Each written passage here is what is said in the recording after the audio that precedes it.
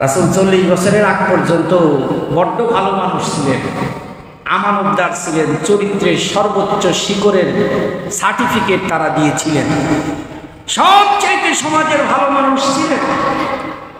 যখন 40 বছর পার হলো তখন রাসূল সবার শত্রু হয়ে গেল। এর কারণ কি?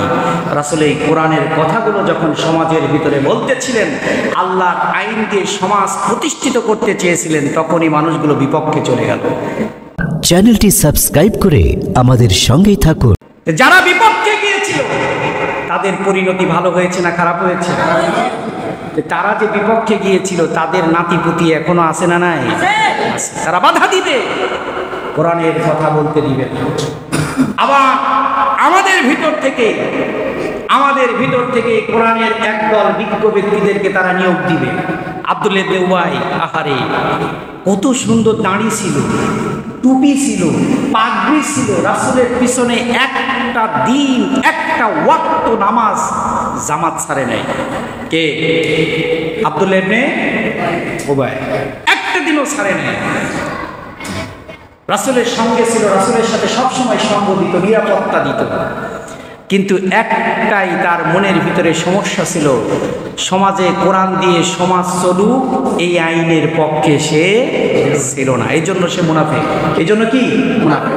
এই আব্দুল্লাহ ইবনে উবাই, তাকে নিয়োগ করা হয়েছিল মুসলমানদের বিরুদ্ধে প্রোপাগান্ডা ছড়ানোর জন্য, মুহাম্মদুর রাসূলুল্লাহর বিরুদ্ধে প্রোপাগান্ডা ছড়ানোর জন্য। যখন রাসূলুল্লাহর সাথে থাকতো তখন একরকম, আবার যখন রাসূলুল্লাহর সঙ্গ ত্যাগ করতো তখন তার চেহারা ছিল আরেক রকম।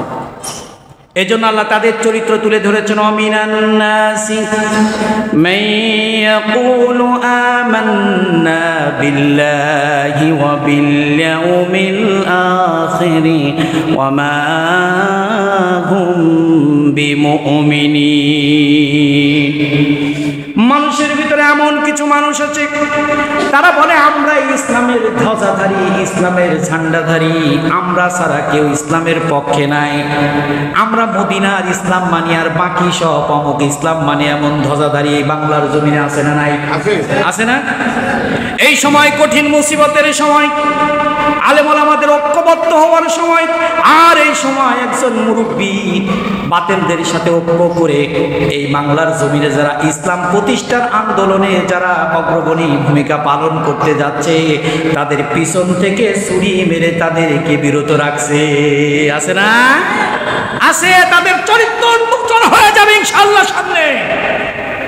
এরা বাংলার মুসলমানদের বিরুদ্ধে ঐক্যের ফাটল সৃষ্টি করার প্রধান আব্দুল্লাহ ইবনে উবাইর দায়িত্ব পালন করছে।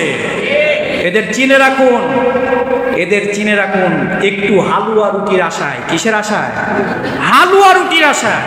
মিয়া তোমারে তো কোনোদিন জেলখানার গেটেও দেখি নাই, কোনোদিন তোমাদের কোর্টের আঙ্গিনাতেও দেখি নাই, অথচ যারা এই বাংলার জমিনে যাদেরকে তোমরা ইসলামের ধ্বজাধারী মনে করছো না, দিনের পর দিন এমন মামলা, কোনোদিন বিছানায় শুতে পারে নাই, কোর্টের বারান্দায় বালিশ নিয়ে ঘুমিয়েছে। ঘুমাই নাই? অসংখ্য জীবন নাজরানা দিয়েছে, কই তোমাদের এক ফোঁটা তো কোনো কিছু দেখলাম না। অথচ নিজেদেরকে বলে আমরা মদিনার সনদ মানি। কিসের সনদ? সাবধান হয়ে যাও, দাড়ি টুপি তোমার আছে, তুমি মুরব্বী মানুষ, তোমাকে ইজ্জত করি, সম্মান করি, কিন্তু এই ক্রান্তিকালী ইসলামের ক্রান্তিকালে তুমি যদি ফাটল সৃষ্টি করো, ধান্দা করো, তোমাকে বাংলার জমিনের জনগণ ঐক্যবদ্ধ হয়ে মোকাবেলা করবে ইনশাআল্লাহ। এই সমস্ত মুনাফিকদের চিনে রাখবেন, এদের সাথে যাবেন না। এরা দু একটা সিটের জন্য বলে আমাদের আকীদা নাকি ঠিক নাই, আমাদের আকীদা ঠিক নাই, কিন্তু যাদের সাথে ঐক্য করেছে তাদের আকীদা খুব ভালো আছে। তারা সরাসরি ঘোষণা দেয় শরীয়তের আইন মানি না। কিসের আইন মানি না? ও তাদের সাথে গেলে তোমাদের আকীদা খুব ভালো থাকে, অথচ আমরা অমুকের আকীদা নাই, তমুকের আকীদা নাই, এই জন্য আমাদের সাথে আসা যাবে না। আমাদের আকীদায় সমস্যা বলে, সমস্যা থাকুক, সমস্যা থাকলে তো আকীদা তো আছে, কিন্তু তো আকীদাই নেই তুমি যার সাথে গেছো। এই জন্য প্রিয় ভাইরা আমার, সামনের দিন আসবে কঠিন ষড়যন্ত্রের দিন। এই ষড়যন্ত্রকে কঠিন হাতে মোকাবেলা করতে হবে ইনশাআল্লাহ। আল্লাহ তৌফিক দান করুন, সবাই বলি আমিন। রব্বুল আলামিন বলেন 2 নম্বর আয়াত, হুদা ওয়া বুশরা লিল মুমিনিন, এটা এমন একটি কোরআন আমি নাজিল করলাম বান্দারে, এই কোরআন তোমার জন্য সুসংবাদ, তোমার জন্য পথ প্রদর্শক। এদের আবার সার্টিফিকেট দিয়েছেন 3টা, তারা কারা? পরবর্তী 3 নম্বর আয়াতে আল্লাহ ইন্ডিকেট করে 3 শ্রেণীর মানুষকে বলেছেন তাদের জন্য কোরআন হলো পথ প্রদর্শক। কয় শ্রেণীর মানুষ? 3 শ্রেণীর মানুষের জন্য আল্লাহ 3 নম্বর আয়াতে বলেন তারা কারা। পরিচয় জানার দরকার আছে না নেই? হুদা ওয়া বুশরা লিল মুমিনিন, কোরআন হলো 3 শ্রেণীর মানুষের জন্য। হুদা ওয়া বুশরা এই আয়াতের ভিতরে 1 নাম্বার হলো আল্লাযীনা ইউকিমুনাস সালাতা ওয়া ইউতুনাস যাকাতা ওয়া হুম বিল আখিরাতি হুম ইউকিনুন। কোরআনের সুসংবাদ নিতে হলে গুণ থাকতে হবে কয়টা? 1 নাম্বার হলো তাকে নামাজি হতে হবে। কি হতে হবে? কেমন নামাজি হতে হবে? সিজনাল নামাজি নাকি? নির্বাচন আসলে মাথায় টুপি, ওযু থাকুক আর না থাকুক মসজিদে গিয়ে সেজদা দেয়, দেয় কিনা? আছে না? ব্যাপারী পাড়া ওই মসজিদে 4টার সময় আসরের নামাজ, এই মসজিদে 4:15টার সময় নামাজ। ওই মসজিদেও নামাজ পড়েছে নেতা, নামাজ পড়ার পরে হাঁটতে হাঁটতে ভোট চাইতে চাইতে এই দিকে আসছে। আসার পরে দেখে এই মসজিদে মুসল্লিরা ঢোকে নামাজ পড়ে, সে চিন্তা করলো আমি যদি এখানে নামাজ না পড়ি তাহলে মনে করবে বেনামাজি। আসে না এরকম নেতা? আবার এসে এই জামাই মসজিদে এসে শরিক হয়ে যায়। এরকম সিজনাল মুসল্লিদের জন্য আল্লাহ কোরআন হেদায়েতের বাণী হবে। কথা ঠিক কিনা? হবে না? এমন নামাজি হতে হবে যেই নামাজ আপনাকে সকল ধরনের অন্যায় থেকে মুক্ত রাখে। আমার মসজিদের উপরেই লেখা আছে ইন্নাস সালাতা তানহা আনিল ফাহশাই ওয়াল মুনকার। আছে না নাই? আছে না? এমন নামাজি হতে হবে যেই নামাজ আপনাকে সকল পাপ কাজ থেকে বিরত রাখে। এমন নামাজি হওয়া যাবে না। এমনও নেতা, এমনও নামাজি আছে নামাজও পড়ে সুদও খায়।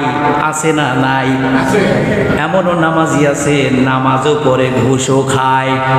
আছে না নাই? এমন নামাজি আছে নামাজও পড়ে আবার মদও খায়। এমন নেতা নামাজি আছে নামাজও পড়ে রাতের বেলায় চিত্র অঙ্গনের নায়িকা নিয়ে ঘুমিয়ে থাকে। আছে না নাই? এই নেতার পিছনে গিয়ে কর্মী গিয়ে বলে আমার ভাই, তোমার ভাই, অমুক ভাই, আমার ভাইয়ের চরিত্র ফুলের মতো পবিত্র, বলে কিনা? ও তো দেখে না আসলে ফুলের মতো পবিত্র, কিন্তু পর্দার আড়ালে আমার নেতার চেহারা আলকাতরাস চাইতেও কালো।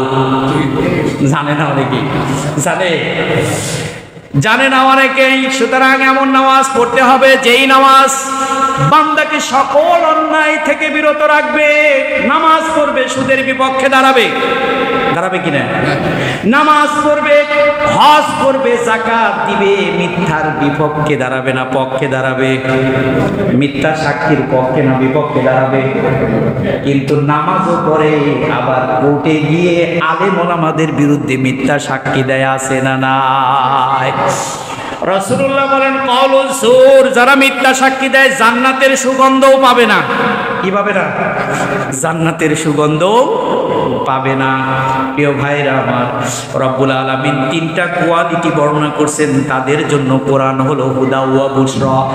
1 নাম্বার হলো নামাজ পড়তে হবে, কারণ কিয়ামতের ময়দানে রব্বুল আলামিন সর্বপ্রথম হিসাব নেবে কিসের? জোরে বলেন, কিসের হিসাব?